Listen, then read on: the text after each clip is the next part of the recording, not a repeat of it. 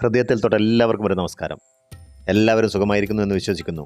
ചെന്നഗിതീരാ നല്ല ഇരിക്കുങ്ങളാ. ശാസ്താവിംഗ വ്ളോഗിൻ്റെ 6ാമത്തെ എപ്പിസോഡിലേക്ക് എല്ലാവർക്കും സ്വാഗതം. ചില മഴക്കാഴ്ചകളിലേക്കാണ് ഇന്ന് ഞാൻ എല്ലാവരെയും ക്ഷണിക്കുന്നത്. റെഡ് അലേർട്ട് ഉണ്ട്, സ്കൂളുകൾക്ക് അവധിയുമാണ്. എന്നാലും എല്ലാ കുട്ടികളും സ്കൂളിലേക്ക് വന്നാലോ എന്നുള്ള പേടിയിൽ റോഡ് ബ്ലോക്ക് ചെയ്തതാണ് എന്നാണ് പുഴയുടെ വാദം. പുഴയുടെ സ്വതന്ത്ര വഴികൾ നാം കയ്യേറി, അതിനാൽ നമ്മുടെ വഴികൾ അത് കയ്യേറുന്നു എന്ന് എൻ്റെ പക്ഷം. മഴയെ നമുക്കെല്ലാവർക്കും ഇഷ്ടമായിരുന്നു. രാത്രി മഴയായും പുലർകാല മഴയായും ചാറ്റൽ മഴയായും അത് നമ്മിൽ അലിഞ്ഞു ചേർന്നിരിക്കുന്നു. ചിലപ്പോൾ പ്രണയമഴയായും മറ്റു ചിലപ്പോൾ വിരഹമഴയായും നമ്മുടെ ഭാവനകൾക്ക് നിറം പകർന്നിരുന്നു. രാത്രി മഴ പെയ്തു തോർന്ന നേരം, പ്രണയമണിത്തൂവൽ കൊഴിയും വർണ്ണമഴ, മഴയേ പുതുമഴയേ, മഴ പെയ്തു മാനം തെളിഞ്ഞ നേരം. അങ്ങനെ എത്രയെത്ര വരികൾ മഴയെ വർണ്ണിച്ചെഴുതപ്പെട്ടിരിക്കുന്നു. കരകയറിയ പുഴയെ കാണാൻ എത്തിയതാണ് ഇവരെല്ലാം.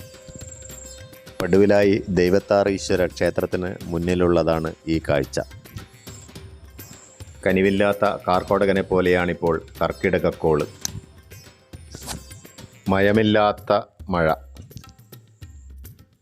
ഈ റോഡിൽ ഒരാളുടെ അരപ്പൊക്കത്തിൽ വെള്ളം കയറിയിട്ടുണ്ട്. അഞ്ചരക്കണ്ടി തലശ്ശേരി റോഡിൽ ഓടക്കടവ് എന്ന സ്ഥലത്തു നിന്നുള്ളതാണ് ഈ കാഴ്ച. പുഴയിലേക്ക് ഒരു റോഡോ എന്ന് നാം സംശയിച്ചേക്കാം. എന്നാൽ കാര്യമതല്ല, പുഴ റോഡിലേക്ക് കയറിയതാണ്. തലശ്ശേരി കൂർഗ് റോഡിൽ മെരുവമ്പായിൽ നിന്നുള്ളതാണ് ഈ കാഴ്ച. മെരുവമ്പായി പാലത്തിനടുത്ത് ഒരിടത്തരം തെങ്ങിൻ്റെ താഴ്ചയിലാണ് പുഴ ഒഴുകുന്നത്. എന്നിട്ടും പുഴ കരകയറിയിരിക്കുന്നു. ഇനിയുള്ള കാഴ്ച അഞ്ചരക്കണ്ടി തലശ്ശേരി റോഡിൽ ചാമ്പാടിൽ നിന്നുള്ളതാണ്. കാളപൂട്ട് മത്സരത്തിൽ ചെളിയിലൂടെ കാളകൾ കുതിച്ചെത്തുന്ന കാഴ്ചയാണ് പെട്ടെന്ന് മനസ്സിൽ ഓർമ്മ വന്നത്. ഒന്നു മാത്രമേ ഈ അവസരത്തിൽ പറയുവാനുള്ളൂ. നാം എന്ത് കൈയടക്കി എന്നതിനപ്പുറം അടുത്ത തലമുറക്കായി എന്ത് ബാക്കി വെച്ചു എന്നുള്ളതാണ് ചിന്താവിഷയം. പ്രകൃതി നൽകുന്ന തിരിച്ചടികൾക്ക് തടയിടാൻ നാം നേടിയതിനെ കൊണ്ടൊന്നും ആവില്ല എന്ന വസ്തുത ഒരു വേള ഓർത്താൽ നന്ന്. എല്ലാവരും സുഖമായിരിക്കുക, സന്തോഷമായിരിക്കുക. വീണ്ടും കാണും വരേക്കും ഗുഡ് ബൈ.